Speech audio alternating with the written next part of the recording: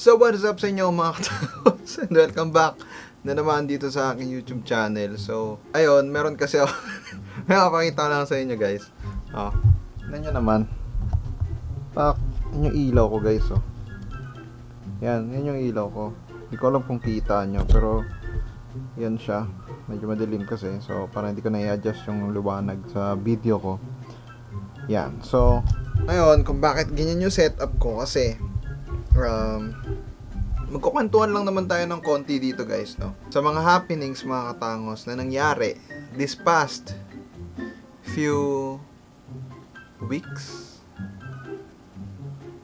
Yun.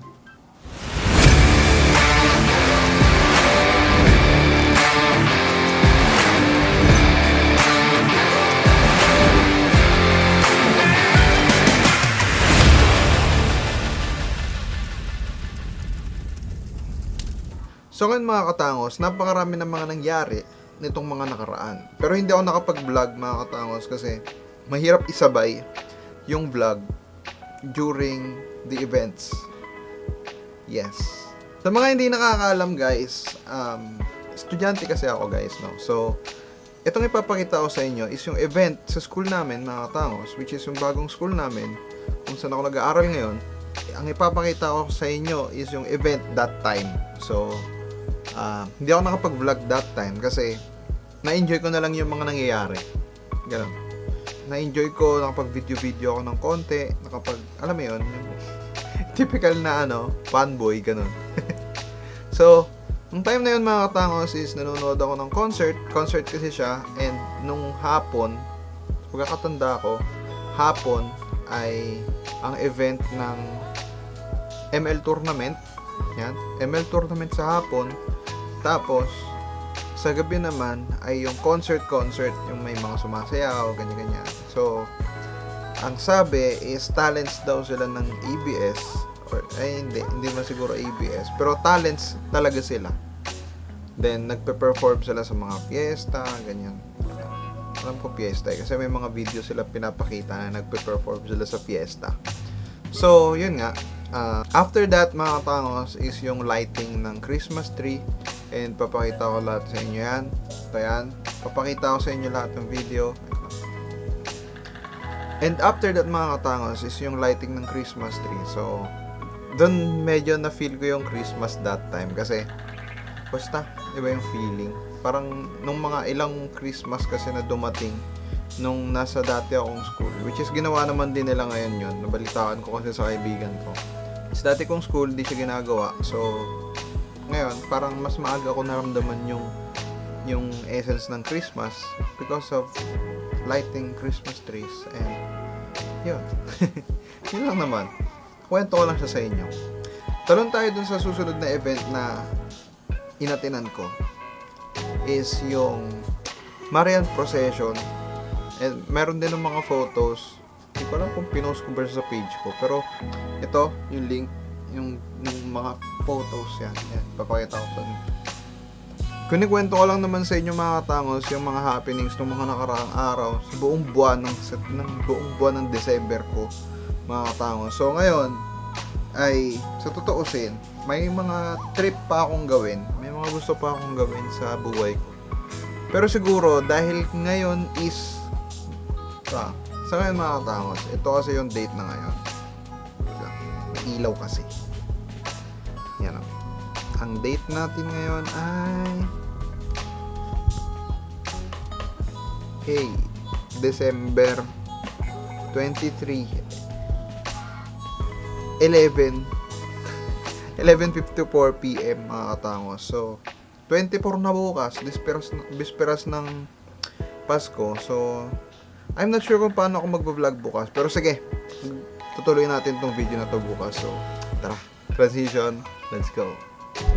So ayun mga katangos, nandito ako ngayon sa Intramuros and pupunta ako Manila Cathedral and doon ako magsisimba ngayon.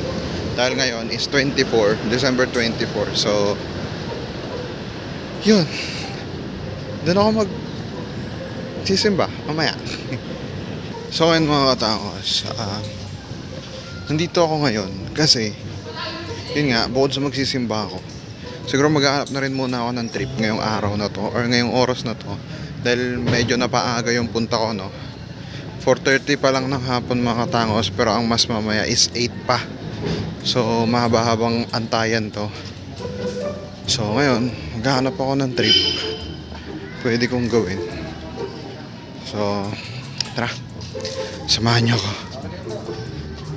Pagod, lakad.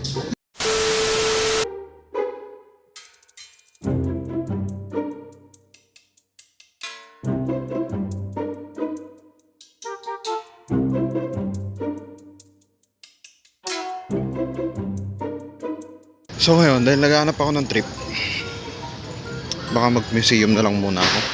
Bahala na, tingnan natin. Okay. Wait lang, may napansin ako.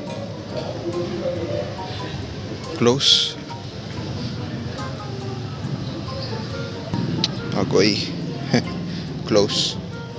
Close pala. So dapat dyan ako pupunta sa museo San Agustin. So dahil close, pakita ko na lang sa inyo yung San Agustin Church. Ano? Ang ganda talaga dito sa simbahan na to. Kung alam nyo lang itsura nito sa loob. Basta, sarap. Ang ganda niyang tingnan. Wait, magwa-wide ako. Ayan o. Diba? Yan yung wide shot mismo nung San Agustin Church. Yan. A few moments later. So ngayon, bigla ko lang naisip guys. Papunta na kasi ako Manila Cathedral. Pakita ko sa inyo. Ayan, diba tanaw na yung bubong. Yan. So ngayon, may naisip lang ako na hindi ko pa napupuntahan na museum din dito. Is yung Las Intramuros ata tawag doon. Ewan ko, try ko puntahan. Dito yun eh. Wait lang, check ko lang kung nandito or bukas man yung museum mismo. Yan o, The Church of San Ignacio. Sabi ko na replica na lang ito eh. Dito yung simbahan. Ay, simbahan ba talaga? Ay hindi, replica nga. Intramuros del Turismo. Tsaka next time na yan. Mukhang may bayad siya guys, pero ayan, pakita ko. Ayan, mukhang may bayad siya, pero next time na. Kaya naman, pero naka-budget kasi yung pera ko ngayon. So diretso na lang muna tayo ng Manila Cathedral. Okay. So ngayon, nandito na ako sa Manila Cathedral. Tingnan nyo naman. Hey, ang ganda talaga dito guys sa loob. Pero since hindi naman ako talaga dito magsisimba ngayon, so siguro pray na lang muna ako for now. So let's go.